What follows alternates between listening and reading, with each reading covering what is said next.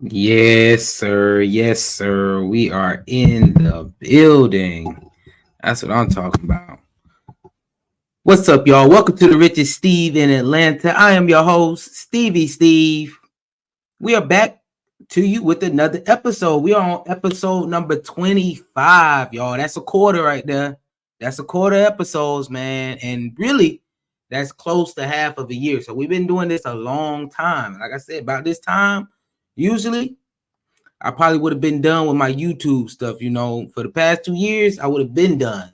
But hey, the consistency been up and we've been keeping going. So make sure y'all like, subscribe, and leave a comment. Just straight up to that. We got a great show for y'all today. We're gonna talk about. I think it's really a heavy political show today. But we got some things. We got Michaelah Montgomery. Last Saturday, she was at the Trump rally. They said she snapped on Kamala. I've been avoiding it like all get out just so I could see it, give a natural reaction to that. So we're going to pop it off with that. Then we got Adin Ross live streamed with Trump. Hey, I think that's kind of a different way of doing things. So we're going to talk about that as well. And then Kamala just announced her running mate, Tim Walz. I hope I say that right. Tim Walz. So we going to, of course, review who is this in the first place. And we also skipped JD Vance, so we going to review him too. So Tim Walz, JD Vance, who are they? You feel me? So like I said, it's going to be a great show. So make sure you like, subscribe, and leave a comment. I don't got no time to waste, so I'm going to get straight up into this thing and get at it. Michaelah Montgomery, y'all, she was seen snapping off the muscle at Kamala. Like I said, I've been avoiding seeing this all over social media since Saturday. It's now Wednesday when we going live. So since Saturday, I've been avoiding this thing just because I want to give a natural reaction of what she said. Like, I didn't want to have to sit there since Saturday. Like, ooh, I'm going to talk about this and do all that. So, natural reaction coming at you with Montgomery. You feel me?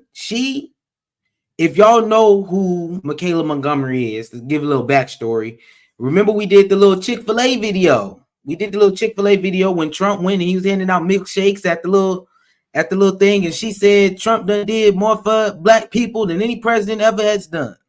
So that is the girl. He brought her up on stage at his rally in Atlanta Saturday. And they say she totally snapped on Kamala. Well, enough of that talking. We might as well go ahead and get right on into it.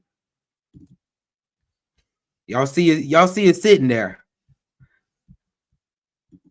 Let's go ahead and see what she had to say.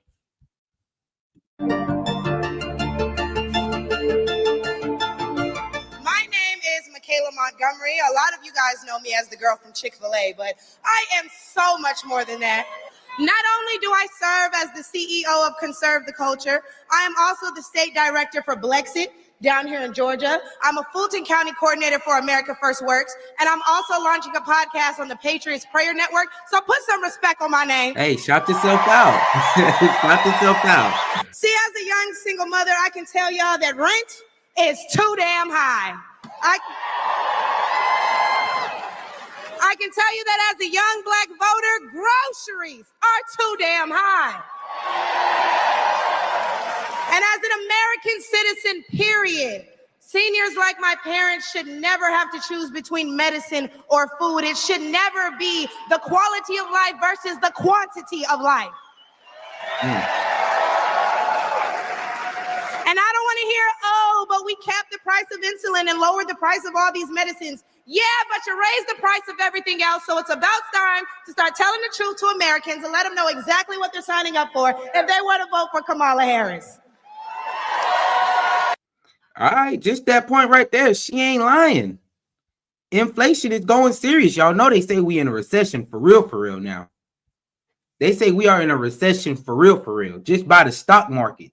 Y'all know the stock market crashed over the weekend. What they said, Friday was and Thursday was like the lowest, and then Monday came in, it was low. They had all sorts of things going on with that stock market. I was just trying to figure out, hold on, what do I need to do to position myself to get up there? But I'm gonna just stick to the regular old, keep going and hitting the days. Nothing special. We're just gonna keep the train moving. But they say we are in a recession, and she's not lying. Yes, for older people, medicine might be down, but their groceries are up. The price of your rent, it's been going up. The price of your groceries, it's been going up. So the fact that she just hit off that at the beginning, yeah, she's not lying. She's not capping on that one. Let's continue with this though. Let's see what else she got to say. We need to vote based on facts and not feelings. See, under Harris and Biden, the average Georgia household is losing $1,060 per month, and inflation is at 21.4%. And due to the war on energy, average gas prices have reached record highs for the state. We also did a poll, and 80% of us Black Americans are not happy with the current state of the economy. So I'm going to need 80% of y'all to vote accordingly in November. The left wants you to get in your feelings about... Hold on. She gave some number stats too. She gave number stats. As a person who pays utility bills, she not capping on that. My utility bills have gone up tremendously. I'm telling y'all, I see, because I get the graph. Yes, it depends on how much I spend from month to month. But still, I'd be like, some of these months, I'd be like, yo, I was at this spot last year, same situation. The graph was looking the same. Prices are, it's way more than it was. And that is because the energy prices have gone up.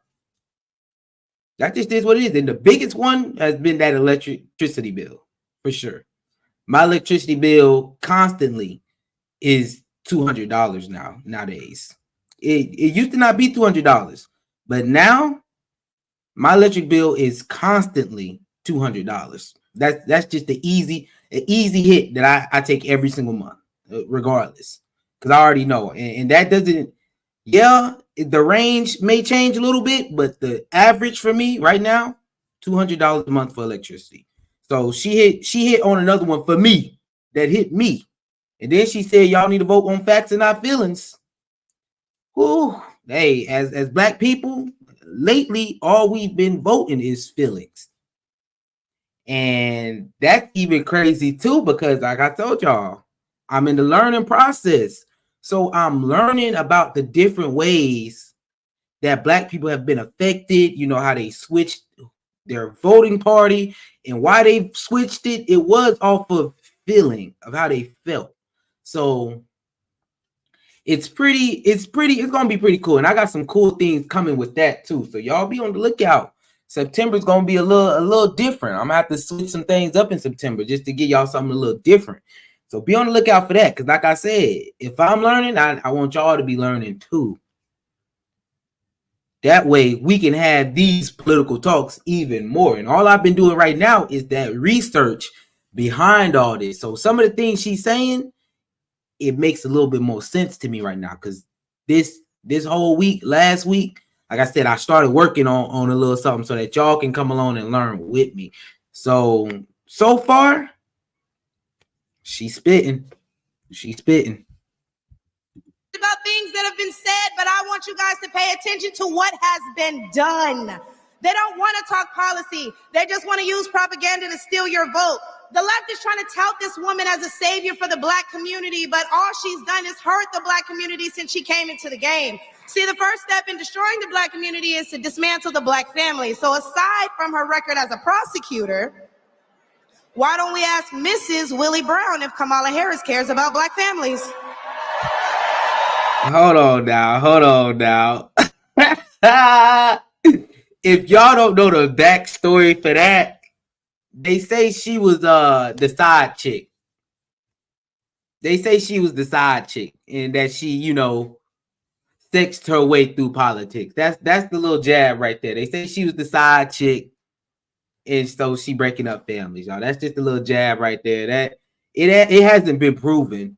So of course, like I said, These rallies, they both sides be spewing lies, but hey, it might be some truth inside those lies. Who knows? Who knows? I just think that little jab was kind of funny, you know. Every now and then, some of these jabs that both sides be bringing, they do be funny. But this right here, yeah. She had to put her hands up like, yeah, I just said so right there. So if you did not know the backstory, they said she sexed her way through politics to get to where she at. And she was the side chick. And that's how she broke up this family. Let's continue. I wonder if Mrs. Willie Brown, a black woman, is also with her. A few days ago, President Trump said he didn't know Vice President Harris was a black woman. I'm trying to figure out what all the outrage is about because she's only black when it's time to get elected. Did I lie? Personally, being a part of the D9, yes, she lied. Most of the time, when people are in the D9, they claim to be black. And I don't think that she's ever not said that she was an AKA or you know, so that part you stretching, Michaelah. I think you're stretching that part. And the only reason I feel this way is because I'm in the D9. Y'all know I'm in D9. So that's the only reason that I feel that way. So I feel like Kamala has always at least claimed to be black, especially, you know, in her college days, at least. That's the only reason that she would have went with the D9. Other than that, she probably would have went with some other sorority other than the AKAs. But she is AKA. We know she AKA. So that part of her claiming that she not black, I don't ride with that anymore. I think she might have leaned to her Indian heritage earlier on in her career, a little bit heavier, or leaned to that to get those votes. I think she might have leaned into her Indian heritage, but I don't fault her for leaning into an advantage she may have. I don't fault her for that. I don't. That's just me personally. I would use any advantage that I have. But saying that she does not claim to be black, I don't think that. I just don't ride with that argument that they try to claim. All right, Michaelah, let's keep going. The same black people who are mad at Trump for being confused about her race, ethnicity, nationality, whatever, are seemingly forgetting that while you're touting her as a savior for black people, she identifies as an Asian woman. She chose her side and it wasn't ours. When asked if she would ever do anything specifically for black people, she said no. Whereas Trump gave us the Platinum Plan, which specifically uplifted the black community by increasing capital by almost $500 billion, creating 500,000 new black businesses, and would give black churches the ability to fight for federal resources for their communities. Now, this part, she didn't lie about that because she wasn't the only person. Obama said it too, and this is how they put it. This is how they put it. I would not do anything directly for black people because I feel that anything I do will benefit everybody. Y'all take that however you want to. Y'all take that however you want to. I take it as like, I understand, but come on now. You know who you reaching for. I understand, you know, it'll help everybody and all this and that, but you kind of sometimes just, you know, yeah, it may help everybody, but at least the people who you really want to support you, that's who you're really grabbing at least say that this is what I'm gonna do. And you ain't got to put all the little extraness, well, and it'll help everybody else too. Yeah, it might help everybody else, but if you want to talk to black people directly, just say, you know, this is what I'll do to help you. Yeah, this policy might help the other people. It might help Asians. It might help, you know, Latinas, Latino, the Mexican community, the Hispanic community. Yeah, it might help them too. But if you want to talk to black people, just say, yeah, this is what I'm going to do. And if the Hispanic community asks you what you're going to do for them, just say the same things because it applies to them. But just saying, you know, wanting to be that go down that political route of, nah, I'm not going to do anything specifically for black people. because I'm gonna do stuff for everybody. It don't sit well with me personally as well. I just don't like that. You could at least, at least give me something.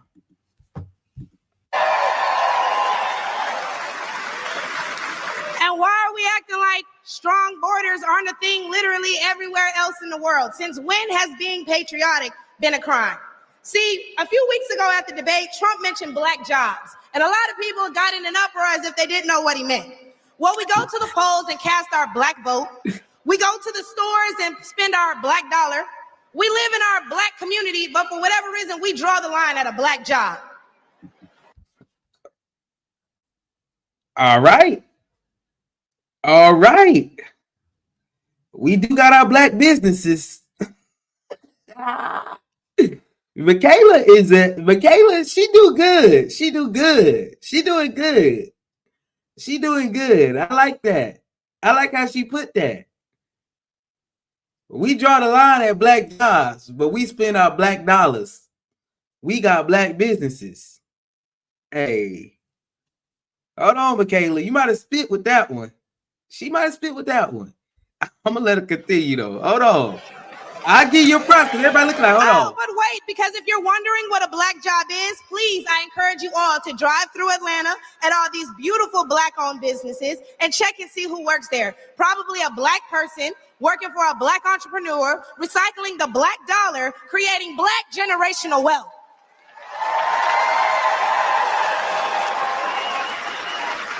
If they come here illegally and they're taking your jobs and your resources, then please believe my cousins in the Appalachians, they coming for you too.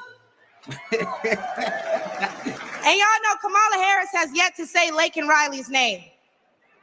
As borders are, she opened the border to millions of illegal immigrants that have flooded American streets with deadly drugs and gangs that have spiked overdoses by over 124% and brought more crime into minority communities. So how's that for black folks? But let's take race out of it. Just as a woman, period. How can you be a champion for women's rights when you're taking away opportunities from biological women and giving them to transgendered ones?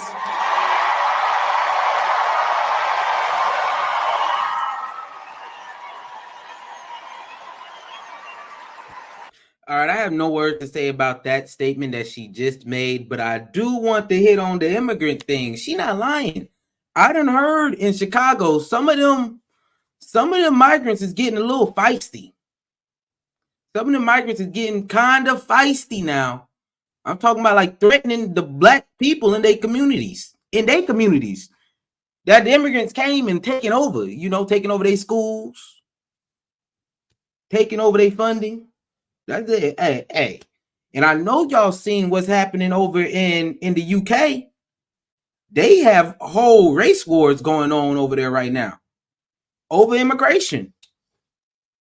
It's crazy over there. I hope we don't get to that point. I hope we don't get to that point, because then over there they use the knives and fists. Over here it might be some guns and some real stuff going on.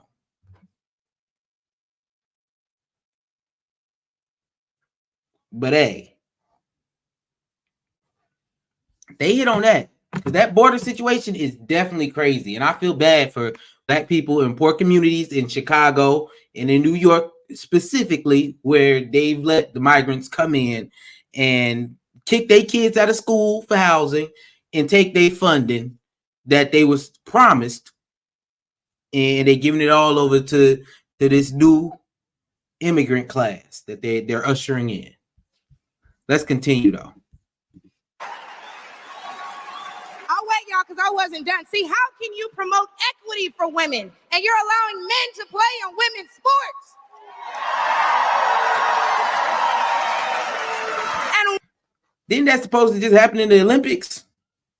They said that somebody, they testosterone was too high. I heard that they were born a female, but they had high testosterone level, testosterone levels. That's what I heard.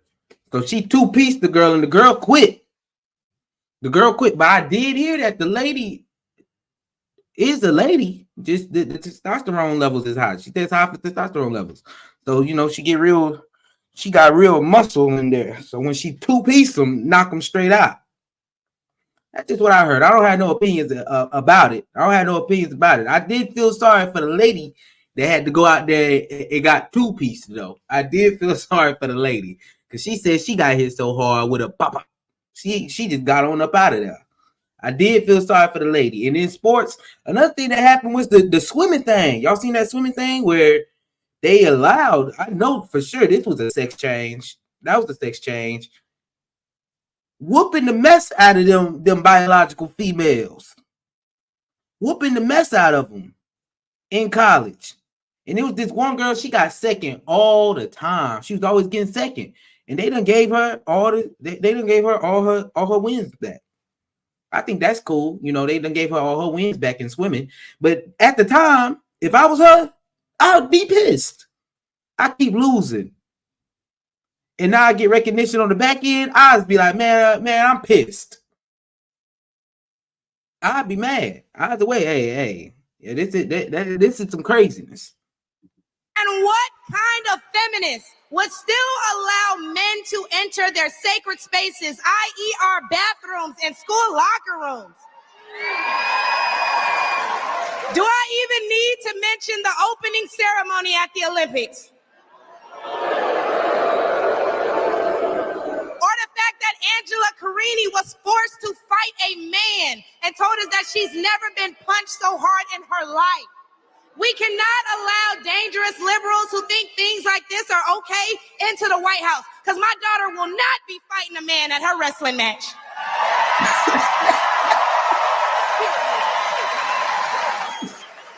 And what I think both men and women can agree on is that national security is important. So who would y'all rather see lead us into war if it were so to happen? My silk-pressed sister Kamala or the big dog Donald Trump? Oh snap! Y'all know I did that Israel. Israel going crazy. Israel is going crazy out here now. So I don't even like that she mentioned that. That is kind of crazy. I was literally saying that. It is kind of crazy. I don't want no war. That's what I don't want. I don't want no war personally. No war is good for Steve. None. I don't want to be voting on who's gonna be a better war leader. Because I don't want none. We don't want none of it. When they bring up abortion and they talk about protecting your medical freedoms, don't be afraid to mention COVID. The Biden-Harris administration forced Americans to take an experimental vaccine and took away their jobs, their livelihoods, and their freedoms if they refused. Trump gave us a choice and Biden gave us a mandate. So the next time the left wants to tell you that, hey, abortion is a right and you need to protect your medical freedoms, remember that they took those freedoms away from men and women the second they got in office, and there's nothing stopping them from doing it again. Hey, Michaelah, I know you spoke. Just come up for a second. Come on. Hey, I think she did good. We're coming with some punches. We're coming with them. That's what she was giving. That's what she was doing to Kamala. She was coming with them lines. Like when we reviewed Kamala and Kamala was coming with them hitters. Michaelah, you was coming with them hitters. You was coming with them hitters. She was speaking some truth in there, though. She was speaking some truth and some exaggerations. Like Trump, like the Trump side do all the time. Truth and exaggerations. Hey, I think she did good, though. I think she did. I don't think she did a lot of capping. She did some capping. But I think she did exactly what she was supposed to do, though. She came in there with some class, some dignity. She gave us some facts. She talked about the economy. She talked about recent things happening in our lives right now, i.e. the Olympics, which that whole situation, y'all know that was a big talk, and that was crazy. She talked about things that really affected us in our everyday lives. Like she talked about stuff that I actually lived through. Isn't that crazy? I actually lived through everything that she said. It wasn't just a whole bunch of propaganda and lines to rile up everybody. That's crazy to me. That is honestly a different approach. Talk about things that affect me in my day-to-day life. Hey, that is crazy. That's crazy. Whoo, y'all. Whoo. I gotta give her a grade. I'm gonna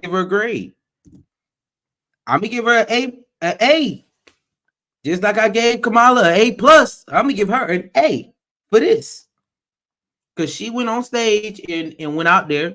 It's so far, she gave some good facts.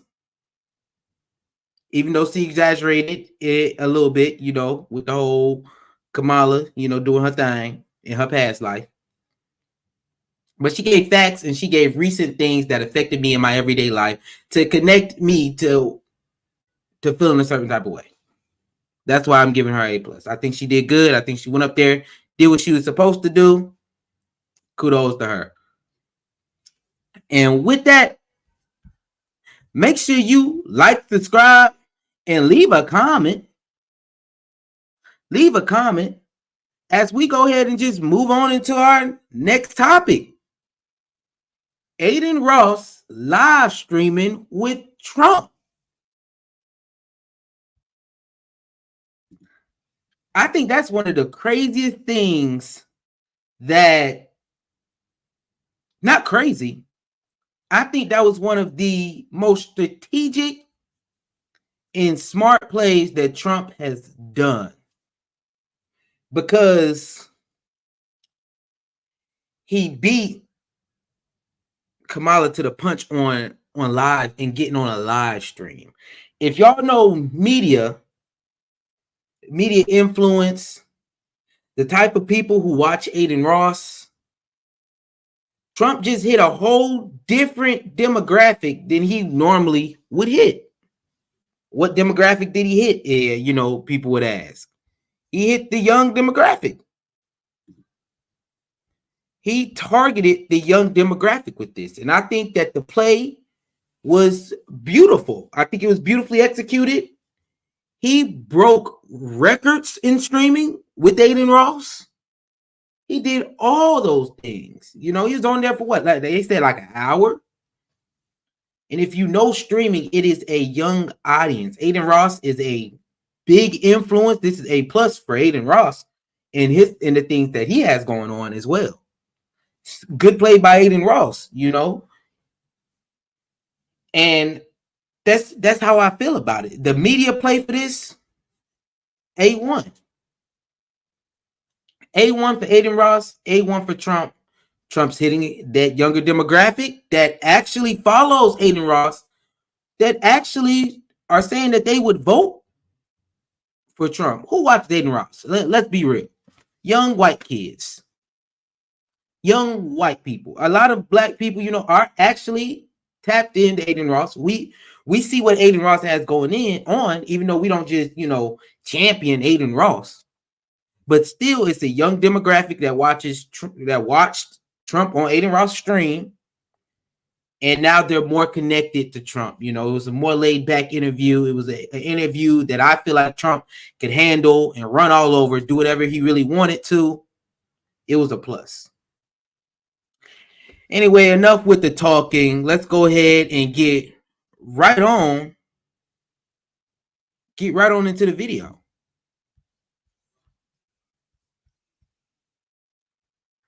Let's get it. Happened. Dana White introducing Adin Ross. Dana White really understanding new media and the value of it. Somebody who has, I'm telling you, like deeply understands better than anybody the landscape of the social fabric and how guys like Adin Ross can make a difference. Well, according to Adin, Dana White set him up with a Trump interview. And we couldn't believe it. We thought, well, this is amazing. Adin Ross has millions of subscribers, tens of millions, maybe 20, 25 million. I don't know exactly how many across all platforms. He is one of the most successful streamers and reaches a predominantly extremely young audience. Also, his promo is just absolutely perfect. Yeah, can't do better than this. I sent this to my team. I'm like, oh man, if we ever do a Trump stream, gotta have something similar. This is amazing. Well, ladies and gentlemen, I got to tell you, the stream just finished, and it did not disappoint. Donald Trump and Adin Ross dancing at Mar-a-Lago, creating the biggest stream in history. Wow. Was it the biggest stream in history? This is the best screenshot that we got of nearly 600,000 people watching. 583,000 is what we have so far as like the top stream number. I mean, it's just like a lot of people watching. I've never seen a stream that big. Look at the two of them, and this is what you got. I mean, you got value for money here. Donald Trump and Adin Ross dancing in front of Mar-a-Lago, the Cybertruck. Look at this. What a great photo. What an amazing photo. Adin Ross was really nice with him. I only met him once. He's like super nice to us at the UFC. We got to chat a little bit. It's great. It's great. Check this out. This is fantastic. Adin Ross's, here's a funny story from us at the UFC. Adin Ross's dad says he's a big fan of what we do. Fine. You know what? I'll totally take it. Adin Ross, thanks over 500,000 live viewers. This was on Kick, streamed exclusively on Kick. And they had amazing conversation. Okay, so let's begin. They sat in a Cybertruck. Before they even get to the conversation, what did I tell y'all? The media play on this crazy. If you know anything about streaming, having almost 600,000 people watching your stream at one time is crazy. It's great. This is the biggest stream of the year automatically. Adin Ross has millions of subscribers. Now, if y'all know streaming, like that's at one time. So just think about the amount of people who actually clicked and tuned in to watch a whole hour of this. That is crazy buku numbers. You got the promo picture, Trump with his fist up. Y'all know what that, we all know where that picture comes from. We all know where it comes from. And then they got the picture on the Cybertruck. You know, they got the Cybertruck in there. The media aspect of this play, A1. If you gonna do something, this is what that is something that you definitely would do. Knowing media, that is a play that anybody could use at any time. And straight run with it. Straight run with it. That just is what it is. Let's see what he had to say about it, though. Truck and listened to music. This was kind of the conversation, how it went. People seem to like watching. I will say it's an honor to be with you too. Thank you. You're a young guy that's got an amazing. Maybe someday you'll run for president. I don't know about that. I'll leave it to Barron maybe one day. Barron.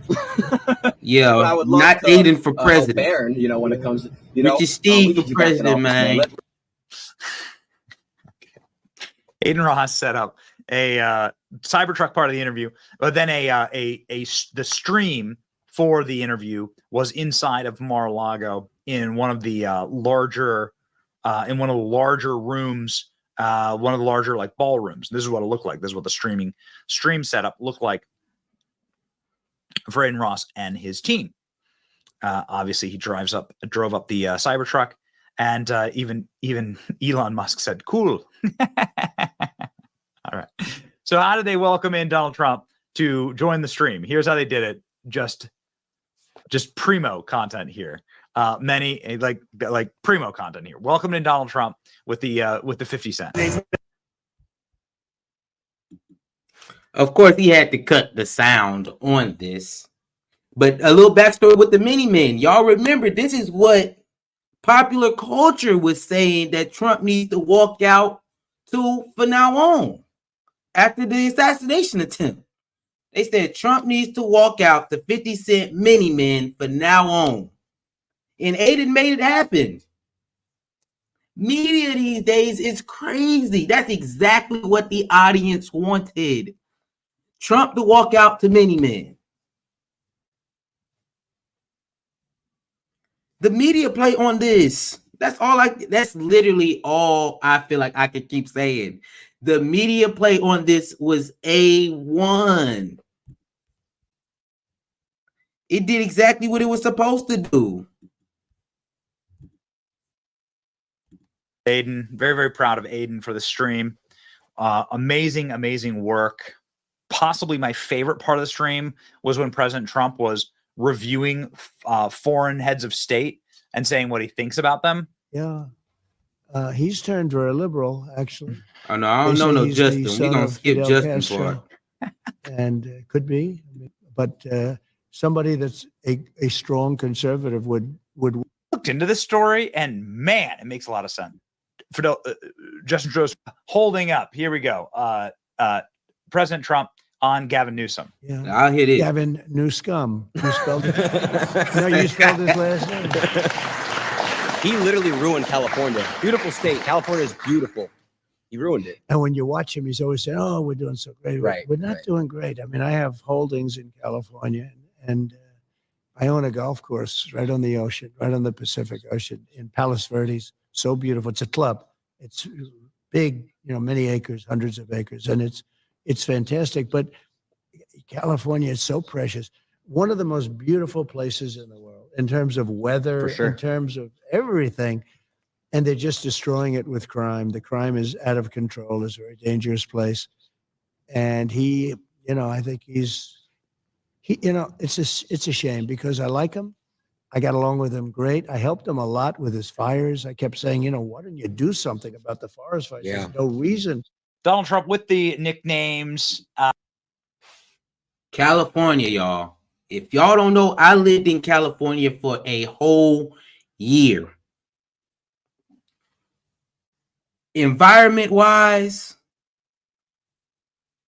nature-wise, one of the most beautiful places you can be.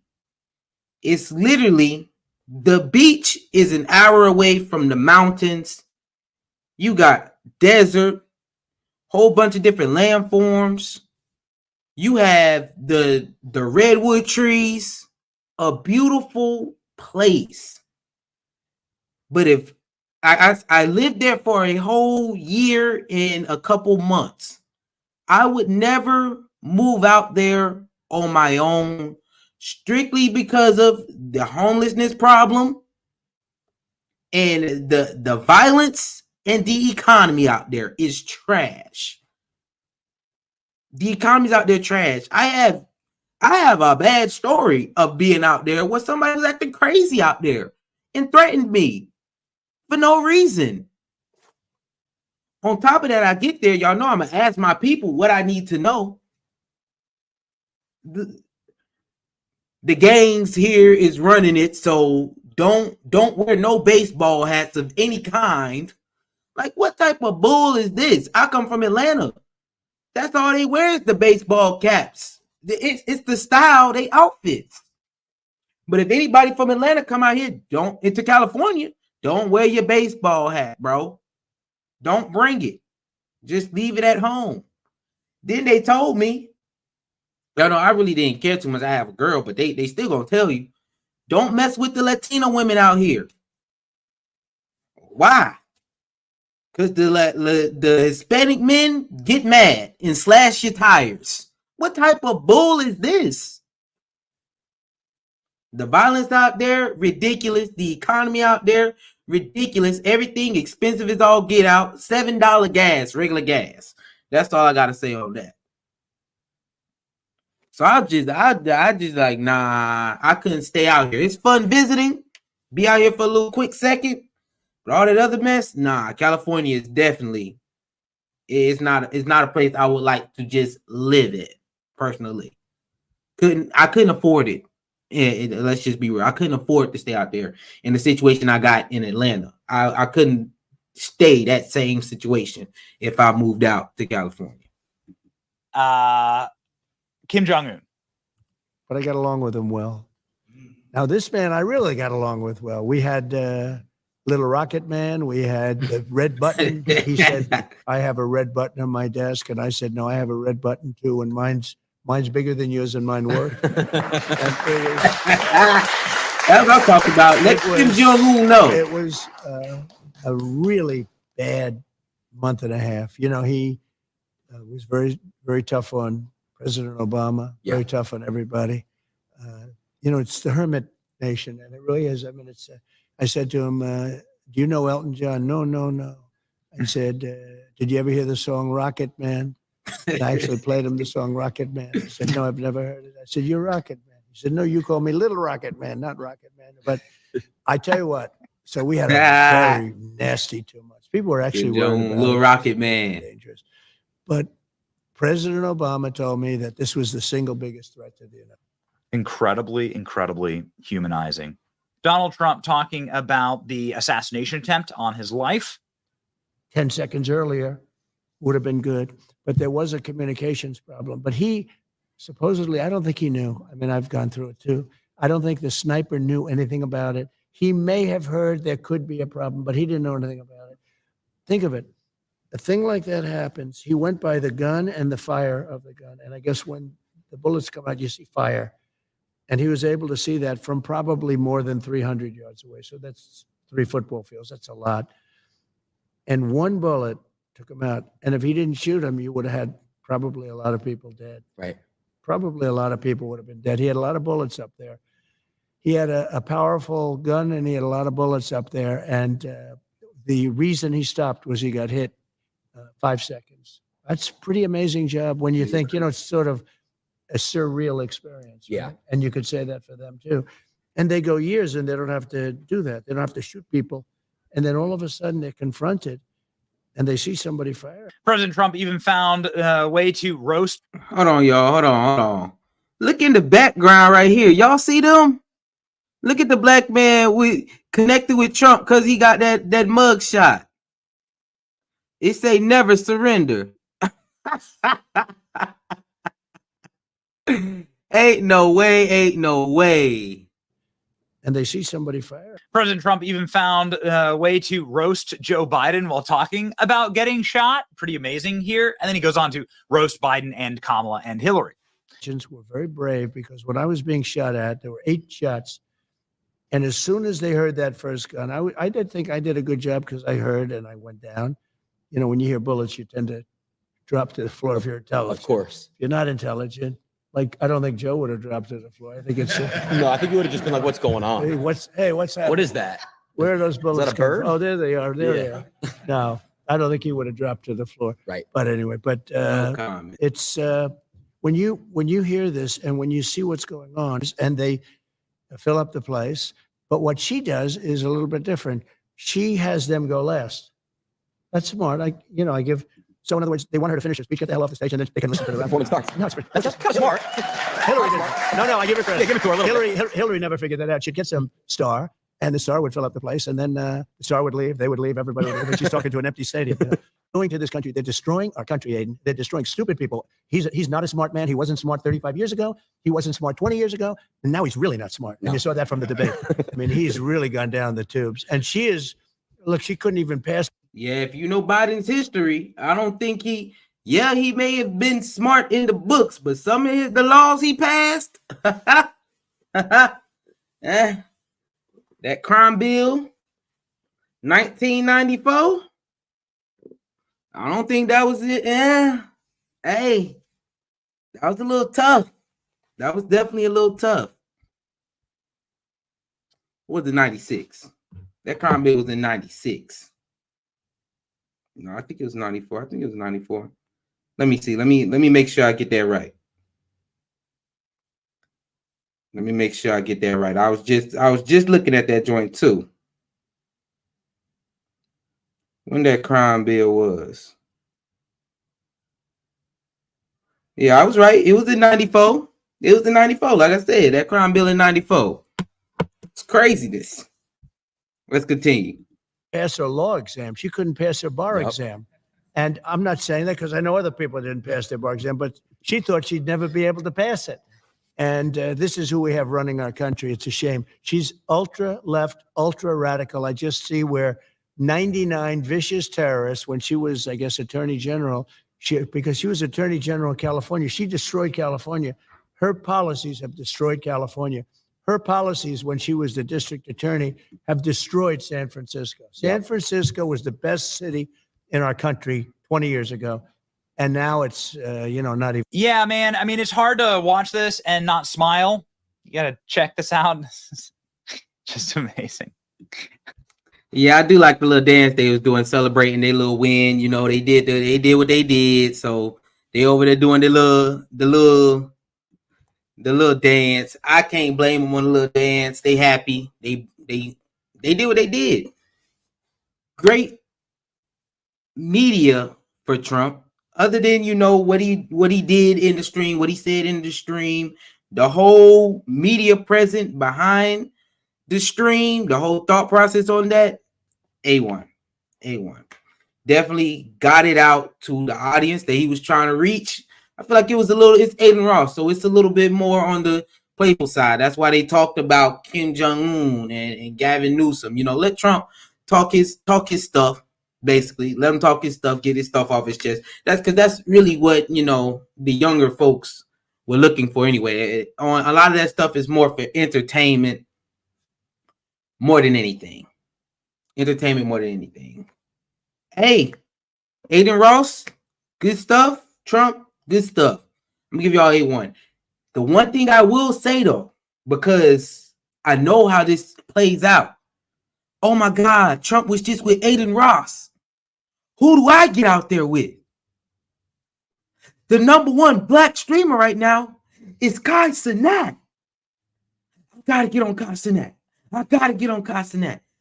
I would advise Kai Cenat not to do it. Personally, that's not his.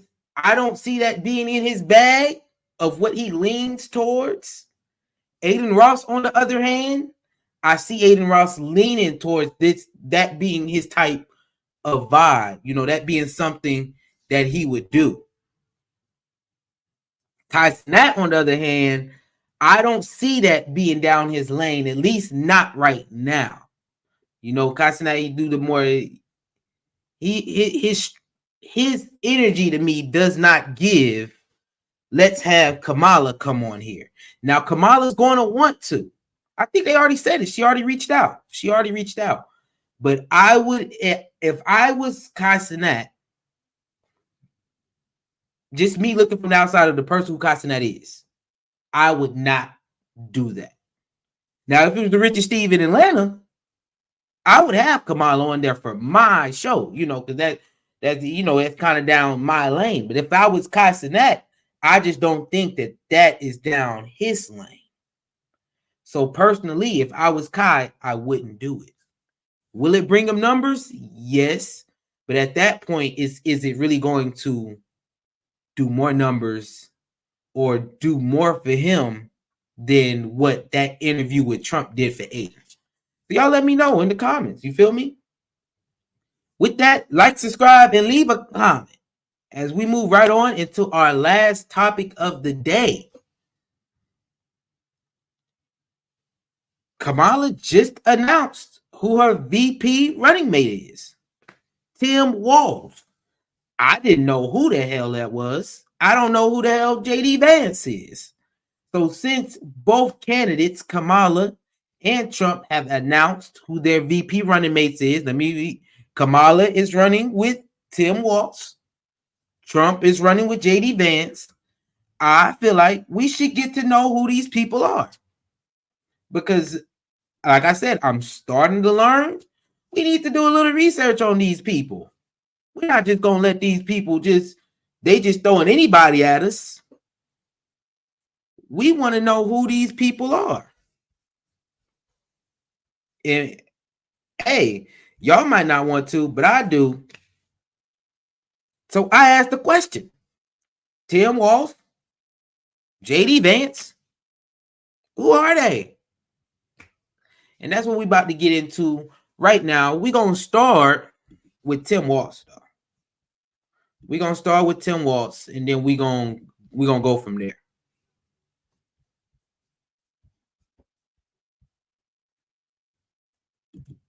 Let's get it. Harris named Minnesota Governor Tim Walz as her running mate. Walz is a former school teacher and seasoned Washington lawmaker who has been credited with a new political insult against Republicans. Yes, they're weird. They prove that every day. It's an observation. Walz is viewed as more of a moderate figure, but someone who has picked up a number of progressive causes as governor. He's not somebody who has an extensive fundraising base or is someone who's very well known among the public. Walz's ascension comes as Harris has consolidated support among Democrats after President Biden exited the race. Here's a look at what Walz brings as running mate in an election showdown with Donald Trump and J.D. Vance.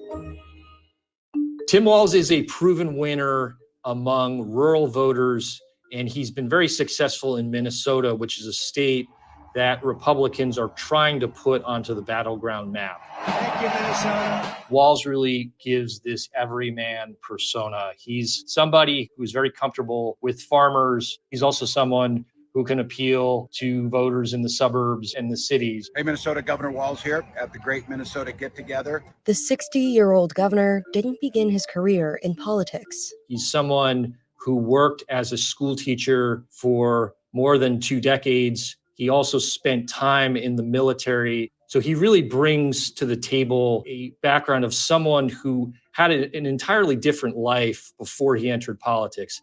Walz was first elected to Congress in 2006, managing to unseat a 6-term Republican in one of the state's more conservative districts. He was supportive of a number of issues related to agriculture. He also served as a leader on Veterans Affairs issues, given his extensive background in the Army Reserves. Walz was once given an A rating from the National Rifle Association. After the Parkland shooting in 2018, he quickly pivoted to support background checks, and the NRA disavowed many of his proposals. After 12 years in Congress, Walz ran for Minnesota governor in 2018 as someone who could compromise with Republicans. He won by more than 11 percentage points. Hello, one Minnesota. Walz was reelected in 2022 and a year later oversaw a Democratic-controlled state legislature with a progressive agenda. He helped get through a program to provide universal school meals for children. He was supportive of codifying abortion rights. He was supportive of the legalization of recreational marijuana. He was viewed as somebody who was very progressive on climate change, the environment, and also in promoting infrastructure spending. Walz was criticized for his handling of the civic unrest following the murder of George Floyd by a police officer in Minneapolis in 2020. I'm authorizing and talking to General Jensen to fully mobilize the Minnesota National Guard, an action that has never been taken in the 164-year history of the Minnesota National Guard. Walz deployed the National Guard 3 days after Floyd's murder. In July, the governor signed a police reform bill banning the use of chokeholds in most cases and requiring other officers to intervene when another is using excessive force. In the aftermath of George Floyd's murder, he faced some criticism that he did not act quickly enough to quell some of the violence that we saw on the streets of the city. There was criticism that he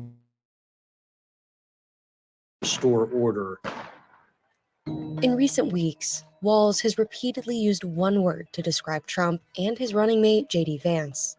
All right. So far, what I'm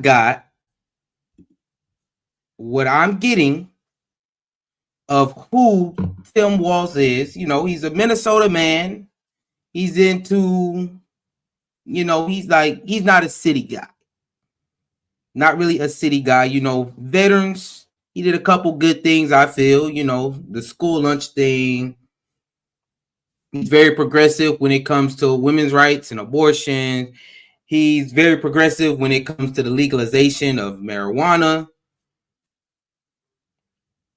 Hey, I think he's so far, just off the just off the top good things that they gave me, a solid, good human being. You know, I don't feel like he's not really. They haven't presented him as being too radical in a sense. He doesn't just come off too radical. Yes, he follows a more progressive lean towards things, but it seems like a lot of the things he's doing are for the betterment of people. I don't know how their economy's going over there or none of that stuff. You know, that just is what it is. And then he was criticized for the way that he reacted to George Floyd's murder, allowing, you know, a lot of vandalism and basically destruction of a whole community that came with that. And then his criminal justice reform with the no chokeholds and intervening policemen with each other. Good stuff so far. So let's continue and see just a little bit more about them. Yeah, they're weird. And I am not changing that. I see Donald Trump talking about the wonderful Hannibal Lecter or whatever weird thing he's on tonight. That is weird behavior. And it seems to have caught on. By the way, don't you find some of their stuff to just be plain weird? In the lead up to his selection as Harris's running mate, he really showed a penchant for being the attack dog, namely his appearances on some of the Sunday shows, some of the cable TV hits that he did attacking J.D. Vance. People like J.D. Vance know nothing about small town America. Although no Republican presidential candidate has won over Minnesota voters since Richard Nixon, the Trump campaign wants to compete there. Minnesota is a state that Democrats really can't lose. Trump got very close in 2016 and has since then always tried to put. All right, I think that's enough with Tim. I don't give him a plus for that last comment. The way I feel about is I don't like calling people weird because everybody is weird in their own right. And we see that from, we reviewed that video from Kamala when she called people weird. I think she weird for the laugh she be having. So I don't think weird is something that we need to call anybody because everybody has their quirks. Everybody has different things or the way they feel. So I don't ride with that point. Other than that, I think, you know, Kamala it's a good play for her to have Tim Walz as her running mate because I kind of felt like he kind of balanced her out a little bit, but the way he yapping, I don't know. They're going to run with some of the same policies. I know that for sure. Like they don't, and I haven't heard him say anything bad about her. At least now. And you see, she gave us a clue that she was going to have him as her running mate when she said that they were weird, because he championed that, as we've seen right here. He championed the weird stuff. He championed that. So, I mean, that's who Tim Walz is. I guess we'll figure out a little bit more about him as these things go on. And y'all see he was going at J.D. Vance. So, saying he's not a rural person, but as we'll see with this video, I think J.D. Vance does know a little bit about small town stuff. I mean, that just is what it is. Just is what it is. And with that, we might as well just go ahead and say, J.D. Vance, who are you? Let's get into it. Meteoric rise in the Republican Party. From a best-selling author and never Trumper in 2016. I'm a never Trump guy. I never liked him. To winning a U.S. Senate seat at age 38. And now, he's former President Donald Trump's running mate. Elect Donald Trump in 2024. God bless you, sir. Vance is very much a creature of the new Republican Party that Trump has shaped in his image. By picking Vance, Trump is showing he's doubling down on this MAGA agenda. It's a full-throated, populist, national conservative ticket. Here's why the Trump-Vance ticket is a big deal for the future of the MAGA movement and the GOP. J.D. Vance first catapulted to fame in 2016 after he published his memoir, Hillbilly Elegy. The book detailed his experience growing up poor in Rust Belt, Ohio, and making it to Yale Law School. It was a smash hit and became a Ron Howard-directed movie in 2020. I know I could have done better, but you got to decide. You want to be somebody or not? We're trying to paint this white nationalist movement as a movement primarily of poor and working class Americans, when the truth is that the alt-right is actually led by better educated and frankly pretty well-to-do people. In his initial foray into the public spotlight, Vance was very much anti-Trump. His book made clear that he was a conservative. Many people latched onto it as an explanation for Trump's sort of surprise success in the Republican Party and then in the election. When Vance launched his campaign for the Senate in 2021, his stance on Trump underwent a big shift. I obviously didn't fully appreciate the president's appeal in 2016. Yeah, he said some bad things about me, but that was before he knew me, and then he fell in love. He even described himself to me in one interview as a flip-flop flipper on Trump, saying that he had similar policy views but was against Trump as a person until he realized that Trump was advocating for the policies that he supported. While running for Senate, Vance was one of several pro-Trump candidates in the primary. But in one debate, Vance was the lone candidate to oppose a NATO-enforced no-fly zone over Ukraine, and that caught the eye of Trump's inner circle. What a no-fly zone, it sounds nice, like we asked the Russians not to fly planes over Ukraine. What it means in practice is American Marine Corps pilots, Air Force pilots, and Navy pilots getting in dogfights with Russian jets. Which the problem with that is it's not in our vital national interest. That impressed Donald Trump Jr., and he began advocating for Vance's candidacy, including with his father.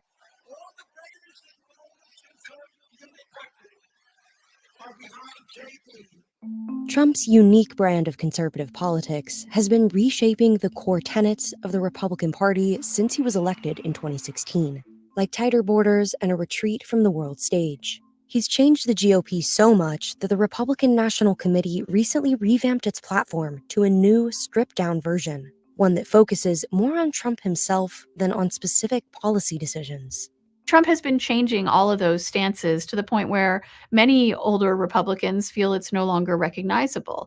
At the same time, a movement has arisen in Trump's image that believes in his policies and believes that the Republican Party should be reshaped in his image. Believers in this movement, referred to as the New Right or National Conservatives, take Trump's impulses and turn them into doctrine. Vance has become one of their leading voices. The American people, again, they need people who put the interests of their own citizens first, of our own citizens first. And that's what this entire movement is all about. And I think that's what the Trump presidency will be about if we give him another shot, as I expect that we will. When Trump selected Mike Pence to be his running mate, that was a pick very much intended to reassure Republican voters. Pence, being a traditional conservative, an evangelical Christian, was someone who regular Republicans who saw Trump as sort of an arriviste in their party could look at Pence and say, all right, that's someone I can trust. Fast forward to 2024, it's clear that Trump no longer sees a need to share power with that wing of the Republican Party. Right after Trump's attempted assassination in July, Vance was one of the first Republicans to publicly cast blame at the Biden campaign for the shooting. As Republicans unite around the Trump-Vance ticket after the July 13th attack, Democrats remain in disarray following President Biden's disastrous debate performance in June. Biden has vowed to stay in the race despite gets have shaped up. Senators Marco Rubio from Florida and Tim Scott from South Carolina were also contenders on Trump's VP shortlist. Team that he could potentially galvanize those voters even more than Trump already does to juice Republicans. All right. So who is JD Vance? I feel like, we know that he grew up poor, made his way through college, made himself something. That's what I know about him on that part. He's like many Americans, didn't like Trump at first, but as we see, he speaks. Trump just puts it in your face. He puts it in your face, which is way better to me personally than behind your back dealings, which black people have dealt with a long time. On the front, it looks good, but in the back, it's knock you across the head. I'll say it again. The 1994 crime bill, that just spits it out. But J.D. Vance was just like most Americans, didn't want Trump at the beginning. No, hex no. And now that we've seen what Trump has done we're all like, okay, yeah, Trump is the way to go. That's how I feel with that. Would he? I don't really understand the pick too much anyway. Honestly, I don't know if it was a more diversity play, because I do know that JD Vance, you know, his family is diverse and he's married to an Indian woman. So I know that part. But other than that, I don't know too much of where Trump gains with JD Vance being his vice president. Other than, you know, the his connection to the American dream per se, I would kind of think, because the American dream that they present is you can come from nothing and turn into something. So that's what I get in the diverse family play. Other than that, I don't see too much. JD Vance seems like a good person. At the end of the day, I did like how he felt about, you know, the U.S. and the war thing. Like I said, I'm not for the war. I don't want any of that stuff. So yeah, I think it's just something that we got to look at. I feel like personally, Kamala's choice fits her better than Trump's choice fits him. But either way, it just is what it is. You know, Tim Walz, it has the exact same agenda, I feel like, as Kamala. That's why it's a perfect choice for Kamala. She said it gives her a platform to stand on. Trump's weird. It's all get out. You know, she gets to say that now, and she has somebody to champion that, you know, to help her get elected. So I think her choice in vice president was good. Trump's choice in vice president, to me, is more of a like, let's pick somebody who our audience can get behind, you know, a white man who's doing good for himself. Yeah, I feel like Trump's choice was very basic. Like, Trump's choice wasn't just, oh, he picked this person. Like, everybody, if he would have picked Vivek Ramaswamy, oh my God, he picked Vivek, you know, it would have went crazy. But he just picked a very safe choice, JD Vance. JD Vance is pretty much, I feel like, going to go along with Trump. It's going to happen. Very safe choice. With that, I hope that y'all learned a little something about who your VP candidates is. You know, who are the running mates for the people that y'all are choosing? Me, I personally never really paid attention to who the vice president is. I really never cared who the vice president was. I'm only voting for the president. But as y'all see now, with the Biden thing, we need to pay more attention, because he was the president. As soon as he got out of there, his vice president pick, who is Kamala, who is just somebody that is, to me, the vice president is picked by the nominee. You know, they're just picked by the nominee. It has nothing to do with what the people want.